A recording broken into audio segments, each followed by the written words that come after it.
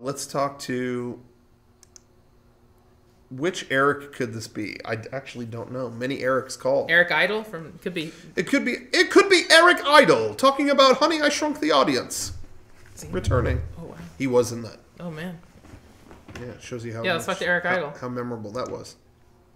Let's hope Eric's not idle. Oh, he's from across the pond. Eric AFK. Calling from the UK, Eric Idle. How are you? Wrong Eric. Oh, okay. Eric Clapton? Not that Eric. Do you have Tears either. in Heaven? Have you seen the album cover to Eric Clapton's latest album? It sounds like a joke. I'm going to pull it up for you. It's the laziest album cover I've ever seen in my life. And you're thinking right now, you're thinking too hard about it right now. Right now you're picturing what could be the laziest album cover. And you're picturing like a drawing that isn't very good. The Beatles White Album. Or, something like that. Okay, it's not that. Even that is a choice. You know what I mean? Yeah, like, yeah. oh, all white album cover. Let me find the cover for you. Fuck. Black Flag has it's not Henry Rollins anymore. Black Flag, that punk band. They like reunited or whatever. They released an album called What The? I'm going to show you this. Really? And I kind of want to show the chat on my phone as shitty as it might be. It is the worst album art cover ever. Let's real quick, while you look it up, I have the Eric Clapton album. That's the cover.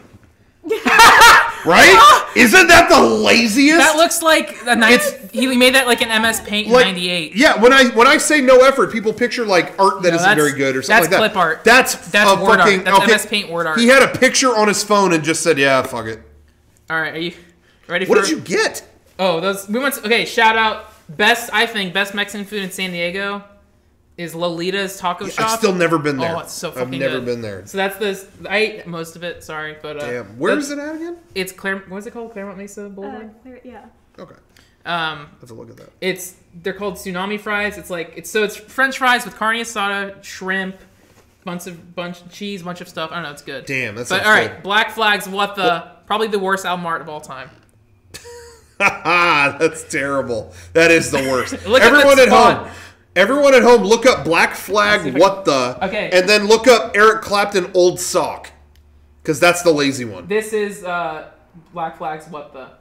So that's officially, that is the official artwork. That's in vinyl. That's a real... Can you show them Old Sock? Yeah, okay, and then this is the laziest album cover of all time. Let me get it right. Oh, you can't... who doesn't give a fuck? You can't see the wording as well, but it just says Eric Clapton, Old Sock. Old and Sock. a campfire font, but that's it. It just looks like a MySpace picture. I mean, what a lazy ass. So there you go. I wonder if he could still play the guitar good. I bet not. But he sucks. So what was the original question, Eric? I forget. Oh, yeah. Originally, I was calling in about something else, but I noticed you were talking about Harmony Korine. Hell yeah. I was just wondering, if you had a favorite movie of his or not, because I've been really getting into him recently. Yeah, I mean, Spring Breakers to me is that's one of my favorite films. That's probably top 25, top 50 movies. I don't know. It's one of my favorite films recently. I love that. Which one? Spring Breakers. Oh yeah, I love that movie. Didn't give a fuck about that movie. I love that movie so much. It's like everything I love. It's trash, it's art, it's funny, it's silly, it's goofy, there's violence, there's hot chicks in it, there's amazing neon colors.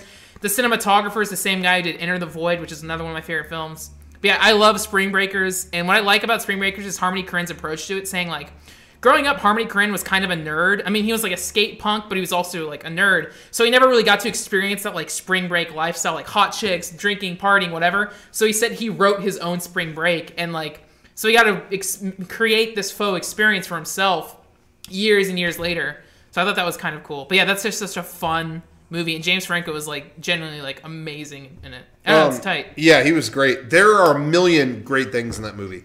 I got tired of it by the end. No, honestly. Yeah. I just got tired of it. I knew what it was trying to do, but I was ready to be disengaged from it. Yeah.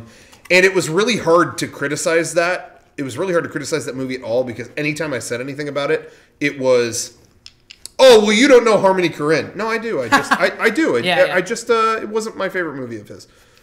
Well, you don't know what he was going for. No, I do. I needed to be done with it.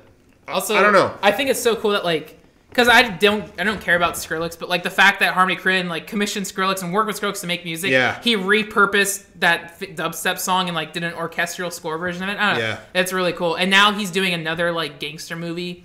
Everything, cool. But I just like Harmony Korine because he is just a skate punk making like really unique films. Yeah, I don't think I like most of his films. I personally aren't really enjoyable, but they're just so their own thing. I really respect. I have in my stack of things to watch. I always have a stack of things to watch. Julian Donkey Boy. Oh yeah, I need to watch that too. Herzog. You haven't seen it? No, he's one. That's the only Korine I haven't seen. Yeah, he's a Werner Herzog's the main character. I just got That's one of my brother's like favorite movies. That's so funny. Yeah, they just released a book called I think it's just called Harmony Korine Interviews, but it's like a hardcover book of like 10 years worth of interviews with them. So I want to like read through all those. Okay. But yeah, I dig him. He's tight. Yeah, I actually was introduced to him with Gummo. Yeah. Which that's a fun experience for the first time. Yeah. I never saw that. Yeah, it's cool. No, wait, it's cool. I saw some of it. I saw somebody in like a rabbit suit or something. It's like there's one. It's just a ton of weird, like crusty, like vignettes tied together about like a trashed up town. Yeah, but I saw Trash Humpers. There's like the funniest thing with that movie is like there's a scene where a kid's just eating spaghetti in like a hot tub in like a bathtub of dirty water, and there's a piece of bacon taped on the wall for no reason, and like there's a Werner Herzog quote that's like so like high art and praising it, saying like, "When I saw the bacon taped upon the wall, I knew I was seeing cinema's newest soldier. Harmony Korine doesn't make movies. He explodes them with his renegade style." It's like, I don't know, Werner Herzog, there's a quote where Herzog praises bacon. I don't know. I think that's funny. But yeah, I don't know. It's like, anyways, what was your original question? Oh, yeah, I got it. I was just wondering if you guys had any favorite, maybe lesser known stand-up comics that you were looking at. I am not interested in stand-up. I don't care about stand-up. Though, every now and then there's someone that I'm like, okay, they're pretty funny. You know, I don't sit and listen to the stand-up or whatever, but I think like they're really clever. And, you know, Louis C.K. is great. Yeah. I don't follow every move he makes, but I think he's really clever. And I actually really like Bill Burr. I think he's cool, but I don't really patronize stand-up. I just don't care. I don't know. Nothing against it. I just don't. There's one up and cover I really like. His name is Dane Cook. Now, I used to be hardcore into stand-up comedy. Like, I mean, as a kid, I was obsessed with George Carlin. Like, he kind of shaped. Yeah, I missed that. I never had that. Carlin really is one of the greatest of all time. Yeah, I like him a lot, but I just never had. But like as a kid, I read all his books and stuff, and like he shaped my like philosophy. He shaped so much of like my mind, whatever. So there's all these greats, but I still do stuff with UCB up in LA, so I'm like, I'm familiar with all the comedy scene. I was way more into it a few years ago, but like a lot of comics I really like. Anthony Jeselnik, I think he's just really sharp one-liners. Yeah. Hannibal Buress is amazing. He's like he's exploded now, which is awesome. But Hannibal Buress is really, really funny. I like all these people. I just don't really follow them in that way. Yeah, I mean, Patton Oswalt. Like Patton Oswalt is awesome, but I don't seek out his. I just don't look up stand-up. I just never do. Yeah, I don't like follow too many. Like, there's one stand-up comedian. He's like an unknown, but he does stuff in LA all the time. Named Josh Fadem. Really, really, really funny, sweet, smart, funny guy. He's also written for the Eric Andre show. If you follow his Twitter account, I think it's just Josh Fadem or Joshy Fadem. He's funny. He only he writes for TV, but he doesn't like get like TV spotlight. But Josh Fadem's a really funny comedian. I don't know. There's just a lot. But yeah, I think Jeselnik is really strong, and it's funny because but he got a TV show, and a lot of people only know him for this TV show where he intentionally tried just being offensive, but his actual stand-up, I think he is pretty sharp. I mean, he actively takes on all these lines, but I don't know, there's a lot of weight behind it. But I think his persona's gotten dragged under for the wrong reason. But I dig him. And then just classic stand-up, Stephen Wright, Mitch Hedberg, all these classic names. Mitch Hedberg is another for me. Actually, that's an exception. I would look up his specials. That's actually an exception. Yeah, Mitch Hedberg's great. David Cross's two original his stand-up albums are great. I'll completely confess something. When no one had heard of Dane Cook, and his first thing ever came out, I remember we played that while we were working on something, and it was it's pretty funny. Okay, whatever. And it was only you know what it was? that was the only thing to exist. It was kind of funny. Then he like hosted SNL. Yeah, he blew up. And it stunk. It was, wow, this is bad. And then his next stand-up thing came out and it stunk. And it was like, oh, not for me. This is not for me. Bob Odenkirk put out like a 30-minute stand-up album. There was an art show up in LA that was like a Mr. Show anniversary art show, and they opened it with Bob Odenkirk doing like 40 minutes of stand-up. If you can find it online, it's just 30 minutes of Bob Odenkirk doing like little stand-up one-liners and stories. It's just a really quick, fun, absurdist thing. Like all his stand-up bits are like would be Mr. Show sketches. It's super silly and funny. That's like the most recent thing I've seen I really enjoyed. But and then Louis C.K. and Hannibal Buress are like top 2 are really good. You won't believe what Louis C.K. said about cell phones. Did you see what Louis C.K. said about airplanes? The one annoying thing about it. It's like, it's okay. Right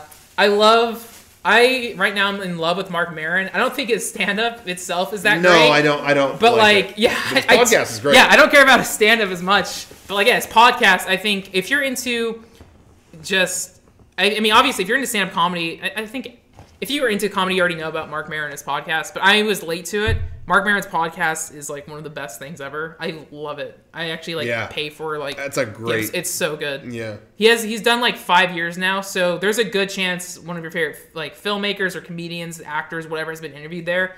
They're all really insightful and fun. So there you go. Oh, thank you. Thank you, Eric. Peter Serafinowicz doesn't do stand-up comedy, but again, I still attest to the fact that he is he's the funniest man alive. If you follow his Twitter, every day he just posts sharp one-liners. Yeah. Peter Serafinowicz. He doesn't do stand-up comedy, but every other realm of comedy he's done, like from radio, writing, shows. He has a book of one-liners I love. Yeah. And then Eric, I really like Eric Andre. He's a really funny, cool guy. He does stand-up too, and his show I love is really good, and he's a nice guy. What is Peter Serafinowicz's book? I think it's called A Billion Jokes, Volume 1. And he just collected like 5 years of his Twitter and just condensed it into his book. He also wrote it's just one-liners. Yeah. I knew it was that, but I couldn't remember the name of it. A Billion. A Billion Jokes. It's called Volume 1.